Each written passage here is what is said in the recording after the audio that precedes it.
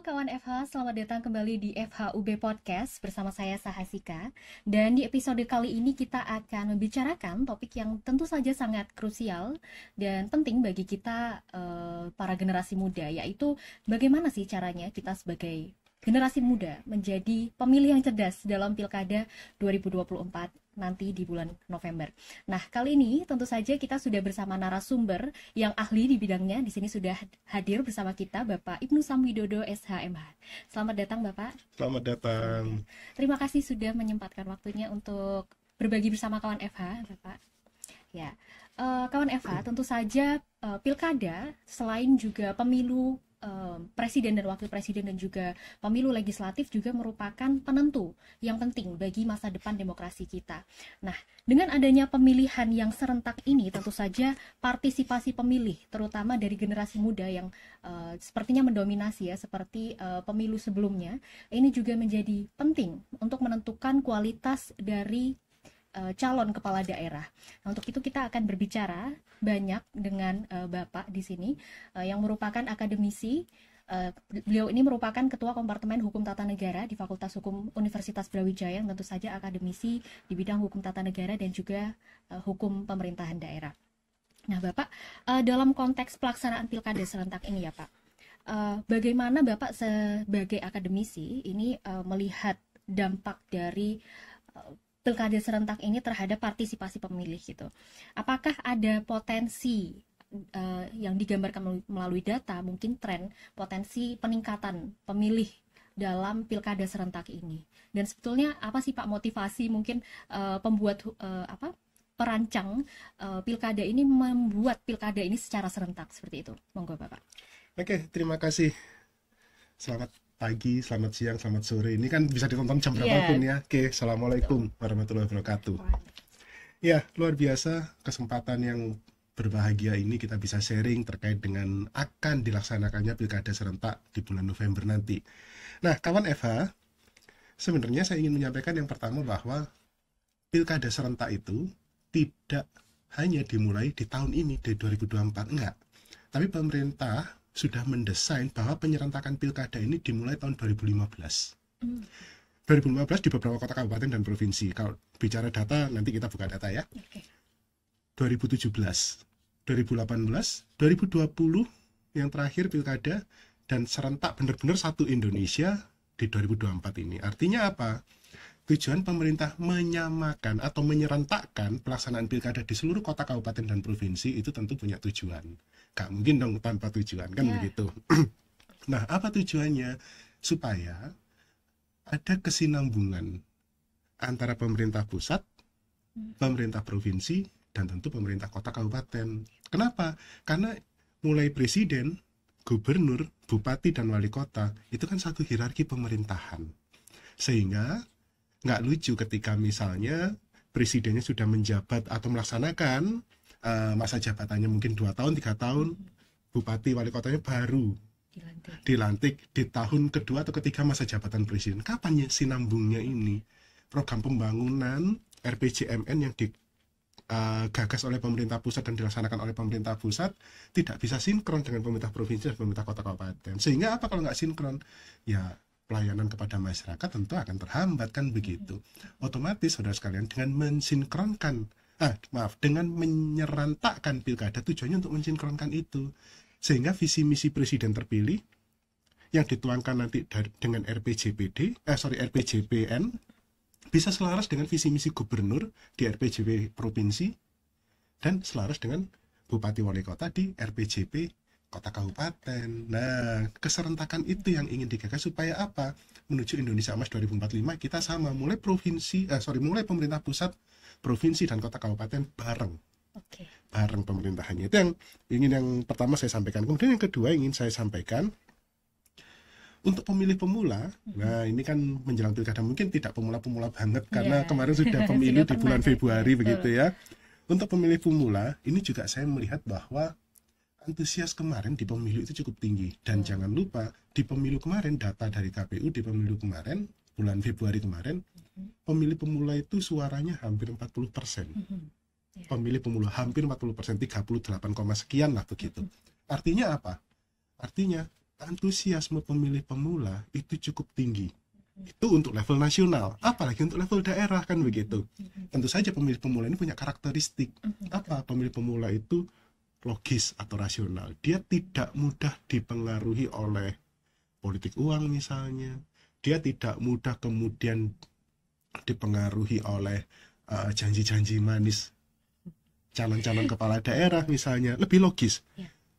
Yang kedua, tipikal pemilih pemula itu dia lebih kritis karena dia banyak sumber informasi. Dan Gen Z ya, itu kan pastilah di tangannya itu terbuka berbagai macam informasi, mulai Facebook lah, TikTok, kalau Facebook udah nggak zaman kali ya, Facebook lah, Instagram. X biasanya. Nah itu banyak sekali, sehingga mereka lebih kritis terhadap apa nih kepala daerah, kita mau milih apa dan tujuannya untuk apa. Nah itu, terus kemudian pemilih pemula itu juga tidak mudah terbuai oleh rayuan misalnya diiming-imingi sejumlah uang, enggak. Jadi trennya itu sudah bergeser. Kalau mungkin pemilih-pemilih seusia di atas saya mungkin dipengaruhi sembako bisa jadi, tapi kalau pemilih pemula dengan komposisi yang besar, sehingga ini menjadikan kontestasi pilkada yang akan datang ini menjadi lebih sehat. Nah itu sementara itu. Jadi memang kawan Eva, tentu saja adanya pilkada serentak ini memang ditujukan untuk menjaga kesinambungan, untuk pelayanan masyarakat juga, agar terjadi kesinambungan antara pemerintah pusat dan pemerintahan daerah, baik di tingkat provinsi maupun kabupaten dan kota. Dan tentu saja dengan adanya komposisi generasi muda, terutama generasi pemilih pemula ini bisa meningkatkan gitu, ada potensi untuk meningkatkan kualitas demokrasi yang lebih sehat begitu ya, dengan karakteristik generasi muda ini yang lebih logis. Nah kemudian ada juga isu yang tentu saja sering banget di berseliweran ketika adanya pilkada itu tentang kotak kosong dan juga pemilih tunggal, calon tunggal gitu. Nah memang apakah hal tersebut memang possible gitu, memang dimungkinkan terjadi dalam sistem hukum di Indonesia, dan apabila itu terjadi apa sih yang harus disiapkan oleh para pemilih dan dampaknya seperti apa dalam demokrasi kita? Ya terima kasih. Memang diakui atau tidak ya, banyak kota kabupaten yang tahun 2024 ini memang calonnya calon tunggal.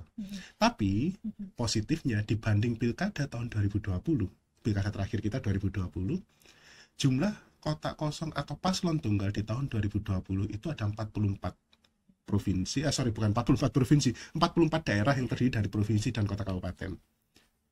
Nah, tapi tahun ini 2024 menurun, hanya ada 37 daerah, provinsi dan kota kabupaten yang calon tunggal. Artinya di sini kita melihat, ini mungkin juga saya berbicara dampak ya, dampak dari kemarin ada putusan MK nomor 60 tahun 2024 dan putusan MK nomor 70 2024 yang viral yang ramai kemarin beberapa waktu lalu, dengan menurunkan parliamentary threshold atau ambang batas, partai politik yang punya suara kecil atau bahkan tidak punya kursi pun di DPRD itu bisa mencalonkan diri. Artinya ini membuka peluang demokrasi kita lebih sehat. Tidak lagi calon-calon itu dikuasai oleh partai-partai besar atau partai-partai yang memiliki mayoritas kursi di DPRD kan begitu. Nah, dengan ambang batas itu diturunkan, maka kontestasi pencalonan itu semakin ramai gitu loh. Yaitu sehingga jumlah kota kabupaten dan provinsi yang kotak kosong atau paslon tunggal menurun dari 44 di tahun 2020 menjadi 37. Tetapi nah juga perlu diwaspadai saudara sekalian, kawan Eva, bahwa jika, nah ini agak lucu juga Mbak Sika, jika di kota atau kabupaten tersebut atau provinsi tersebut kotak kosongnya yang menang, apa yang terjadi kan begitu. Artinya terhadap calon tunggal ini kepercayaan masyarakat di daerah tersebut tidak bagus, tidak signifikan, kepercayaannya rendah. Nah, kalau kotak kosong yang menang, apa yang terjadi? Nah, kalau melihat di pasal 54D ayat 3 di Undang-Undang Pemilihan Kepala Daerah, ada dua alternatif yang bisa dilakukan. Yang pertama, berarti akan ada pilkada di tahun mendatang, berarti tahun 2025. Tentu saja, kalau ini yang terjadi, pertama, menambah pekerjaan lagi bagi penyelenggara pilkada, KPU dan Bawaslu. Kemudian yang kedua, ya tentu saja akan menjadi beban anggaran juga. Nah kan, yang ketiga, ya akhirnya konsentrasi masyarakat, konsentrasinya akan tersedot lagi untuk pilkada lagi. Nah, tapi itu dimungkinkan. Atau alternatif yang kedua apa? Selama 5 tahun daerah tersebut akan dipimpin oleh penjabat sementara atau PJ. Nah, kita tahu PJ itu ya tentu saja ditunjuk oleh pemerintah pusat begitu loh. Artinya apa? Kalau 5 tahun mendatang suatu daerah tersebut dipimpin oleh penjabat sementara, ya berarti iklim demokrasinya kan tidak terjaga di sana. Yang menjabat atau yang memimpin bukan pilihan rakyat, bukan pilihan dari daerah tersebut. Sehingga apa? Mungkin saja karena kemudian dipimpin oleh penjabat sementara, ya aspirasi masyarakatnya tidak bisa terpenuhi dengan maksimal gitu loh. Itu yang pertama. Yang kedua, pelayanan juga akan tidak maksimal karena apa? Seorang PJ itu kan walaupun dia sebagai tanda kutip penggantinya wali kota, bupati atau gubernur, dia penjabat sementara, tapi kan kewenangannya berbeda. Contoh, PJ tidak boleh menetapkan perda. Kalau ingin menetapkan perda, dia harus sepersetujuan dari Mendagri. Nah, kalau perda ini yang, kalau bahasa kita di ilmu perundang-undangan, perda ini adalah autonom satsung, kebijakan yang lokal, harus dimintakan persetujuan dulu ke Mendagri, kan butuh waktu. Kemudian yang pertama. Yang kedua, bisa saja ada intervensi pemerintah pusat terhadap kebijakan-kebijakan sifatnya lokal. Ya, akhirnya apa? Ya, pemerintah daerah dan masyarakat yang di sana ya tidak maksimal juga gitu loh. Makanya saudara sekalian, saya himbau dan saya sampaikan di podcast yang luar biasa ini, kalau memang di kota Bapak Ibu, di kota kalian semua atau di provinsi kalian ada calon tunggal, tetap jangan golput, tetap coblos walaupun sesuai hati nurani kalian. Kalian cocok ya coblos calonnya, kalian nggak cocok ya coblos kotak kosongnya, kan begitu aja. Tapi harapannya tetap sampaikan aspirasi kalian, sampaikan hak suara kalian. Tujuannya untuk apa? Untuk menjaga iklim demokrasi dan kualitas pelayanan pemerintah daerah itu tetap optimal. Itu. Oke, jadi memang adanya kotak kosong melawan calon tunggal ini memang sebetulnya bisa sedikit banyak mereduksi kualitas dari demokrasi di daerah seperti itu. Maka dari itu dengan adanya putusan MK yang lalu menurunkan jumlah threshold ini juga merupakan salah satu langkah begitu untuk mereduksi atau memitigasi supaya calon tunggal ini tidak banyak terjadi di daerah seperti itu. Dan kepada para pemilih juga diharapkan untuk tetap memilih, jangan golput seperti itu, karena ya itu berdampak juga pada kualitas pelayanan nantinya ketika pilkada ini sudah selesai seperti itu. Nah, selain isu mengenai kotak kosong dan juga calon tunggal, ini tentu kita banyak berseliweran di media sosial ya. Para generasi muda yang tadi banyak mendapat informasi dari media sosial, nih banyak video-video tentang debat calon yang lucu-lucu ya, unik-unik gitu. Banyak yang bisa dibilang kalau teman-teman bilangnya blunder gitu. Nah, pandangan Bapak sebagai akademisi, ini memangnya apa sih yang seharusnya atau apa sih yang menjadi harapan dari penyelenggaraan debat calon ini? Mengingat ya banyaknya blunder ini, bagaimana seharusnya mungkin calon ini untuk mempersiapkan diri agar debat ini menjadi lebih konstruktif gitu. Oke, ya terima kasih. Ya, kalau disampaikan oleh Mbak Sika tadi bahwa banyak sekali calon kepala daerah yang blunder ketika debat, yaitu kita maknai sebagai hal yang lucu ya. Kok bisa begitu, dia udah mencalonkan diri sebagai calon kepala daerah, harusnya dia siap dong. Nah, saya melihatnya begini, kawan Eva, debat ini adalah ajang yang difasilitasi oleh KPU sebagai penyelenggara pemilu, ajang yang difasilitasi oleh KPU untuk apa? Untuk masing-masing calon itu menyampaikan visi misinya, untuk masing-masing calon itu mengenalkan program-programnya kepada masyarakat, untuk masing-masing calon itu membuka diri terhadap kritik, baik itu dari paslon lawan atau dari panelis yang memberikan pertanyaan di debat tersebut atau dari masyarakat gitu. Dan yang paling penting dengan debat ini membuktikan bahwa calon kepala daerah ini punya kapasitas, punya kapabilitas dan punya kompetensi untuk menjawab berbagai macam problematika sosial yang ada di kota tersebut atau kabupaten tersebut gitu, atau provinsi tersebut ya. Nah, debat ini biasanya rata-rata 3 kali.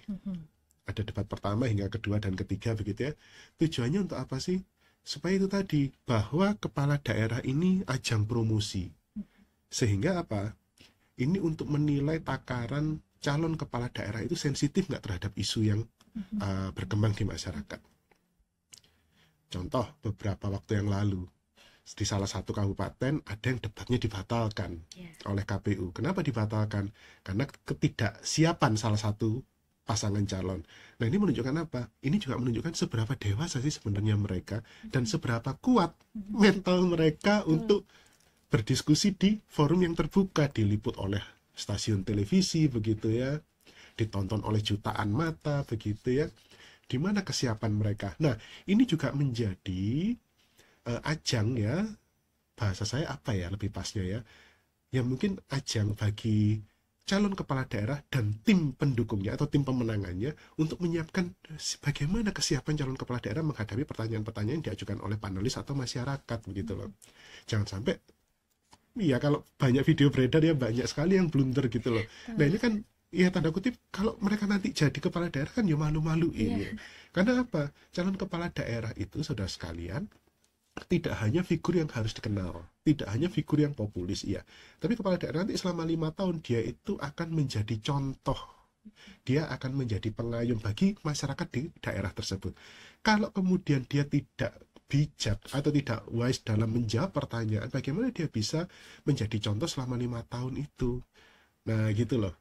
Sehingga debat ini, kalau saya boleh menyampaikan, gunakanlah oleh para paslon dan tim pemenangannya untuk maksimal mengeluarkan potensi-potensi yang ada.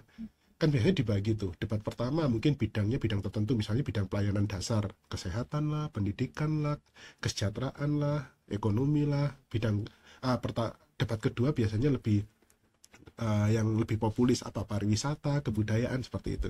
Nah, di masing-masing sesi debat ini maksimalkan, gali potensi sebesar-besarnya. Tujuannya untuk apa? Supaya masyarakat tidak ragu ketika akan memilih paslon tersebut.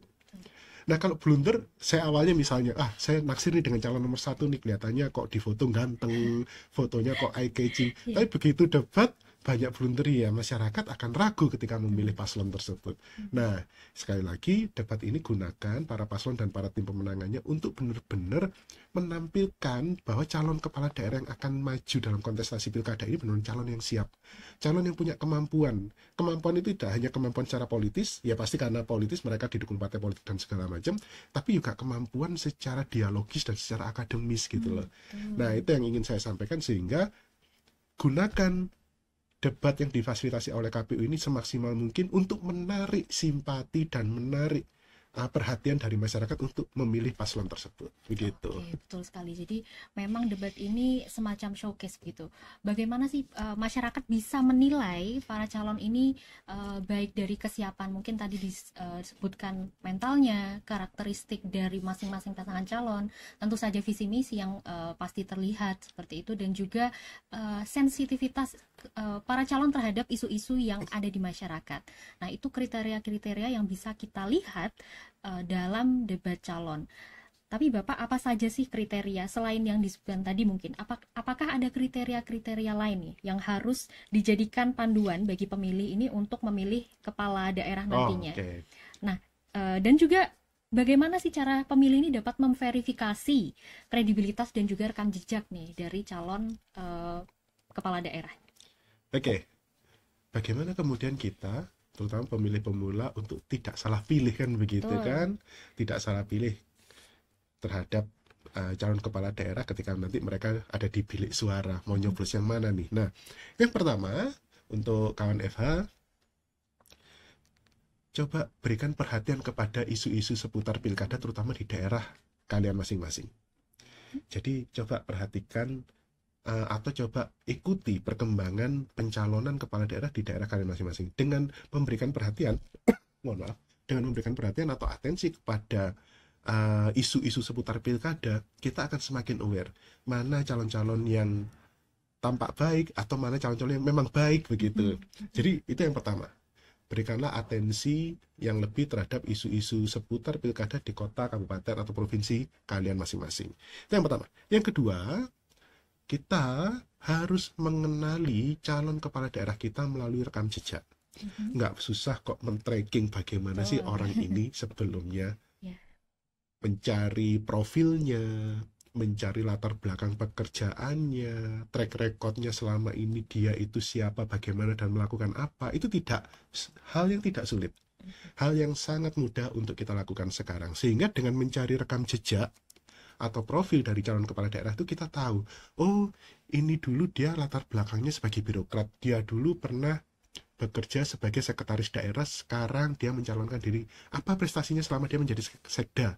Nah itu kita bisa cek tuh. Atau oh calon kepala daerah ini pernah terjerat misalnya kasus-kasus korupsi atau kasus pidana, pernah dijatuhi hukuman oleh pengadilan sekian tahun dan segala macam. Apa motifnya sekarang kok kemudian dia maju lagi mencalonkan diri. Nah itu kita harus cek dan kita harus benar-benar perhatikan itu. Jangan sampai lah kemudian kita memilih apa istilahnya kucing dalam karung. Yang penting sudahlah tutup mata, saya coblos nomor sekian. Jangan seperti itu saudara sekalian. Karena men-tracking profil seseorang, apalagi kan ada istilah jejak digital itu nggak akan bisa hilang gitu kan. Sampai kapanpun ya tetap bisa kita baca. Itu yang kedua. Oke, yang ketiga, kita kenali visi misi dari calon kepala daerah. Apa sih visinya, apa sih misinya? Karena visi misi ini nanti, jika calon kepala daerah tersebut menang dan terpilih, visi misi inilah yang akan menjadi isi dari RPJM, Rencana Pembangunan Jangka Menengah Daerah. Itu berupa program kerja pemerintah daerah selama 5 tahun selama dia menjabat. Nah, visi misi ini logis nggak? Visi misi ini bisa dilaksanakan nggak? Itu kita bisa menilai itu. Program kerjanya bersifat populis atau sekedar pencitraan atau enggak. Nah itu kita harus pelajari. Nah itu ya saudara sekalian. Yang keempat kemudian kita bisa melihat dari kita mempelajari apa sih peran pemerintah daerah itu sendiri. Nah terutama kawan Eva kan pasti juga aware terhadap apa itu pemerintahan daerah. Kita udah paham ada beberapa mata kuliah yang langsung bersinggungan dengan pemerintah daerah, seperti ada hukum pemerintahan daerah, hukum administrasi daerah dan segala macam. Di situ kita bisa mempelajari pemerintah daerah itu apa, kewenangan pemerintah daerah itu apa. Nah kita sandingkan dengan visi misi tadi, nyambung nggak kewenangan pemerintah daerah itu seperti ini, visi misi yang dijabarkan kok seperti ini. Nah walaupun orangnya ganteng dan segala macam, tapi visi misinya nggak nyambung, ya agak susah begitu loh.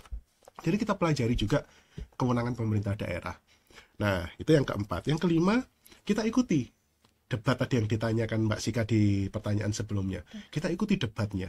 Bagaimana mereka menyampaikan visi misinya itu dengan cara yang santun, dengan cara yang elegan, dengan cara bahasa tutur kata yang baik. Kalau programnya baik tapi dia menyampaikannya emosional, nggak bisa ngontrol emosinya ketika berdebat, iya kan gimana dia nanti jadi kepala daerah, malah sewenang-wenang kan begitu.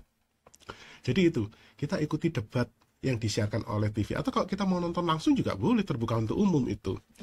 Nah, itu. Kemudian yang keberapa ini tadi? Yang keenam kalau nggak salah. Yang keenam, kita hindari black campaign atau berita-berita yang isinya hoax. Kita di saat ini kita mudah kok akses informasi itu dan banyak sekali informasi yang bisa kita terima. Tapi saking banyaknya informasi itu kadang kita susah atau sulit membedakan ini berita beneran atau ini berita hoax, gitu kan? Nah, hindari berita-berita yang hoax atau berita-berita yang sifatnya black campaign. Black campaign ini istilahnya menyudutkan calon lawan. Jadi, calon itu visinya kok gini, jelek. Nah, dengan menjelek-jelekan paslon itu sudah menunjukkan dirinya nggak begitu lebih baik juga gitu loh. Nah, hindari kampanye-kampanye atau informasi yang sifatnya black campaign. Kita boleh saling adu visi misi, boleh ya, pastilah. Kita juga harus lihat adu program yang akan dijalankan masing-masing paslon. Iya, oke. Tapi hindari paslon yang menjelek-jelekan paslon yang lain. Berkampanye dengan sehat, bersaing dengan sehat, tidak perlu menjatuhkan lawannya. Nah, terakhir tips dari saya, sebelum masuk ke bilik suara dan sebelum kalian pergi ke TPS dan masuk ke bilik suara, tetapkan hati kalian dari rumah, saya akan nyoblos yang ini, saya akan nyoblos nomor sekian. Nah, tetapkan hati itu sehingga dengan ketetapan hati itu kalian tidak ragu-ragu ketika masuk ke bilik suara dan salah coblos. Nah, itu sih tips dari saya untuk bagaimana kemudian kita melihat dan kita memantapkan diri kita untuk memilih yang mana begitu.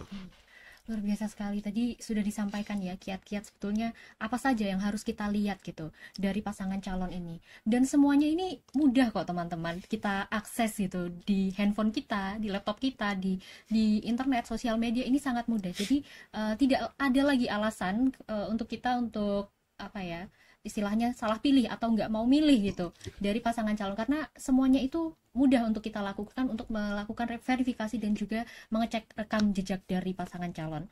Kemudian yang penting juga Bapak, bagi para pemilih pemula ini juga mengenai kesadaran politiknya. Kesadaran politik. Nah, sejauh mana sih Bapak percaya bahwa pendidikan politik di kalangan masyarakat ini dapat menentukan hasil dari pilkada, dan apakah ada langkah-langkah tertentu Bapak sebagai akademisi untuk meningkatkan kesadaran politik dari masyarakat terutama generasi muda gitu. Oke, supaya generasi muda ini tidak cuek gitu ya, tidak cuek terhadap pilkada, tidak apatis, mudah karep-karepmu begitu bahasanya mungkin ya. Toh siapapun yang menang nggak ngaruh juga terhadap apa begitu kan, tidak ngaruh juga terhadap pendidikan saya, tidak ngaruh juga terhadap pekerjaan saya. Nah, ya tapi jangan begitu. Maksud saya begini, kita diberi kesempatan yang luas oleh pemerintah untuk menentukan siapa yang akan memimpin yang menjadi kepala daerah kita masing-masing.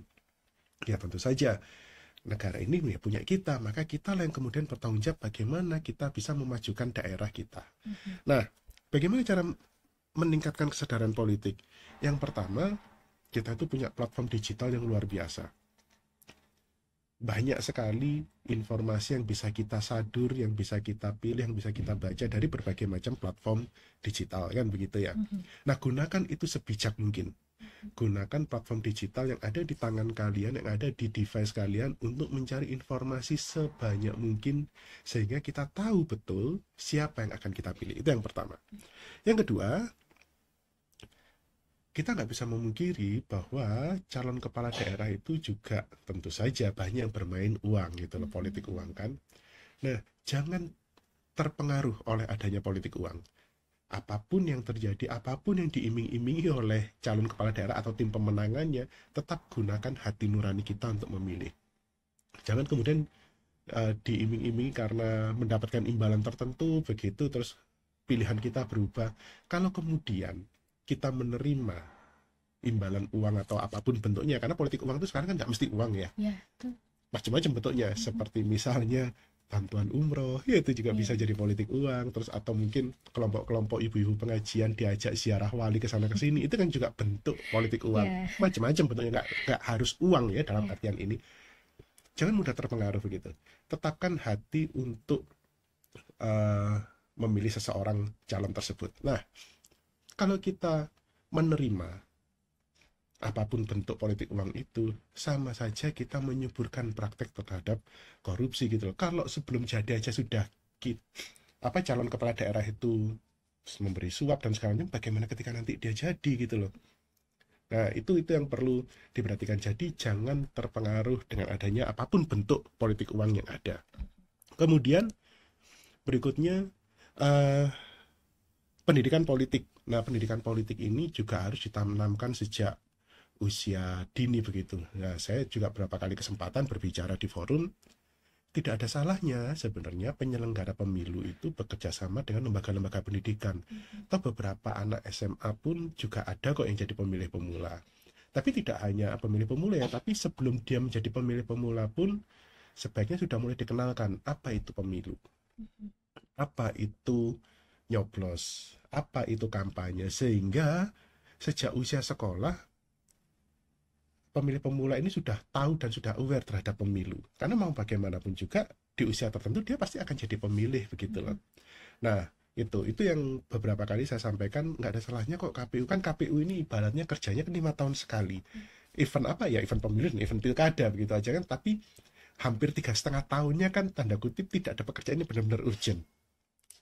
Bukan mengesampingkan pekerjaan KPU ya, tapi eventnya kan event besarnya kan ya pemilu dan pilkada. Nah, di sela-sela itu harusnya KPU bisa melaksanakan sosialisasi, melaksanakan pendidikan, bekerja sama dengan sekolah-sekolah mulai SMP, SMA, sehingga pendidikan politik ini lebih diterima oleh anak usia dini. Karena pendidikan politik ini walaupun ya kalau ngomong pendidikan politik itu fungsi dari partai politik untuk memberikan pendidikan politik, tapi partai politik kan punya kepentingan begitu loh. Tapi kalau pendidikan politik diberikan oleh KPU sebagai penyelenggara, nah itu kan lebih netral begitu loh. Nah, itu pendidikan politik. Kemudian, nah berikutnya yang saya lihat untuk meningkatkan partisipasi, bagaimana peran pemerintah. untuk mendorong supaya masyarakat itu tidak golput. Ya, pemerintah tentu punya dong kewenangan dan pemerintah tentu punya program. Supaya apa? Supaya warga masyarakat ini berbondong-bondong. Ada tuh kalau kita melihat TPS-nya didesain sedemikian rupa sehingga menarik minat pemilih untuk datang. Panitia-panitia yang di TPS memakai dress code atau kostum tertentu. Nah, itu kan upaya-upaya bisa dilakukan. Tujuannya untuk apa? Menarik orang untuk segera datang dan memberikan hak suaranya. Dan yang terakhir, kalau terkait dengan kesadaran politik, ya tentu saja dari diri kita sendiri bagaimana kemudian kita bisa memperjuangkan pilkada yang sehat, pilkada yang memang demokrasi, dan pilkada yang memang itu benar-benar kehendak rakyat. Jangan kemudian pilkada yang manipulatif atau kemudian pilkada yang dipenuhi dengan ujaran kebencian dan permusuhan. Tapi kalau saya lihat, berkaca dari pemilu tahun lalu, berkaca dari pemilu beberapa bulan yang lalu, sudah sangat baik dibandingkan kemudian pemilu tahun 2019.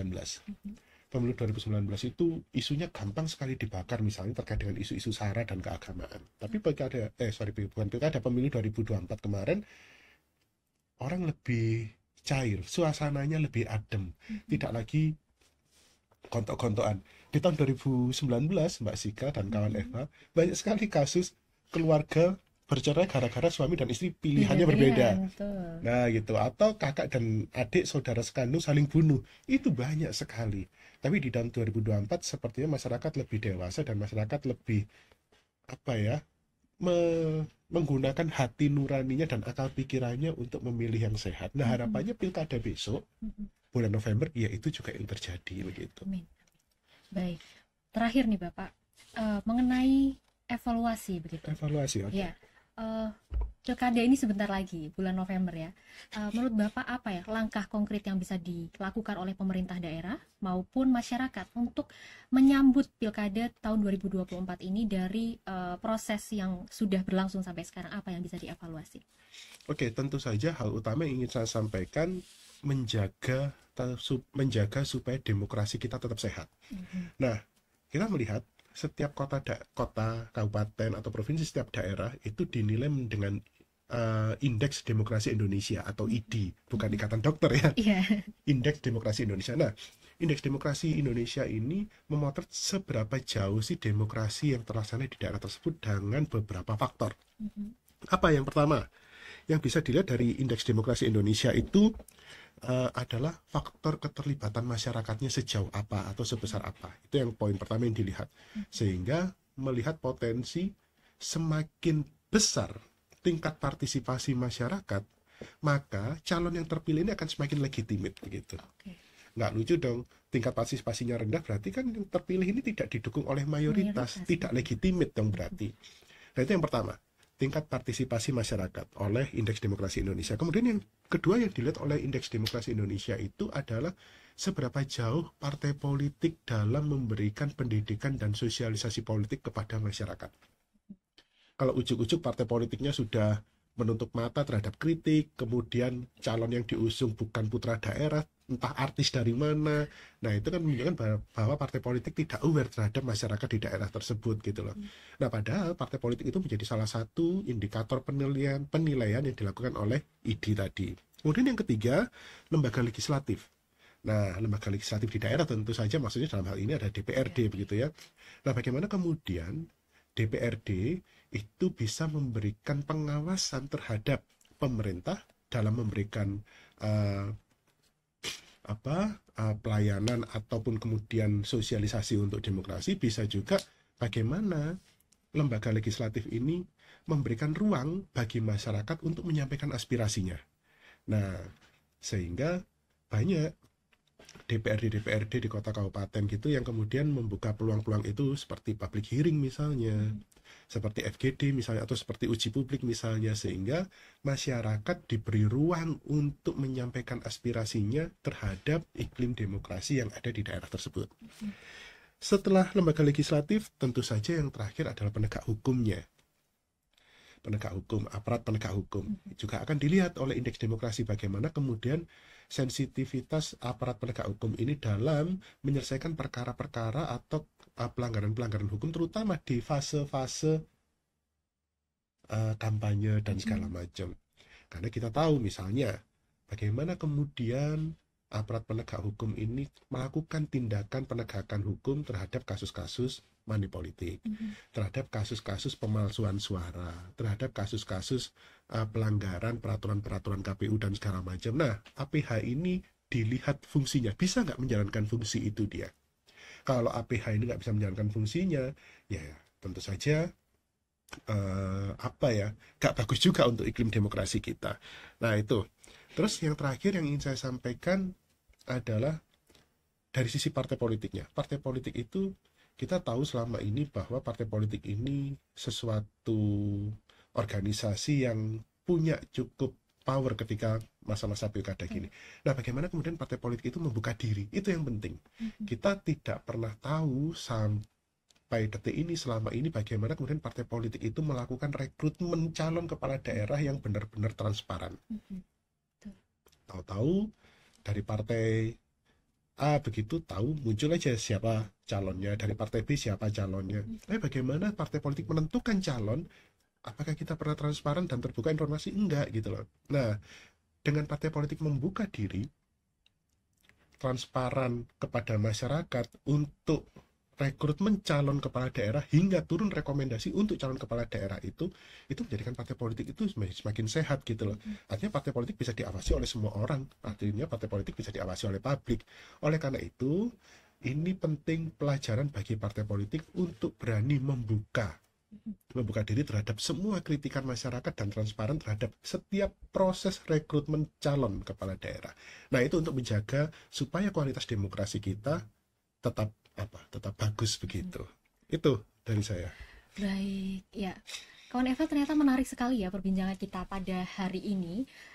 Tidak hanya bermanfaat bagi para pemilih pemula, tapi juga tadi disampaikan ternyata banyak juga PR bagi pemerintah daerah, KPU dan Bawaslu, kemudian catatan-catatan untuk calon kepala daerah dan juga tim pemenangannya, dan juga partai-partai pengusungnya. Jadi memang podcast kali ini memberikan pesan yang sangat banyak ya kepada masyarakat, kepada semua elemen masyarakat, supaya kita bisa menyongsong Pilkada 2024 ini dengan demokrasi yang sehat, seperti itu ya Bapak. Sekali lagi saya ucapkan terima kasih kepada Bapak Ibnu Samwidodo karena sudah berbagi informasi kepada kita semua. Nah, kawan Eva, kalau kalian suka dengan podcast ini, jangan lupa untuk like, komen, dan juga subscribe, dan juga share episode ini ke orang-orang terdekat kalian, dan nantikan juga episode-episode lainnya.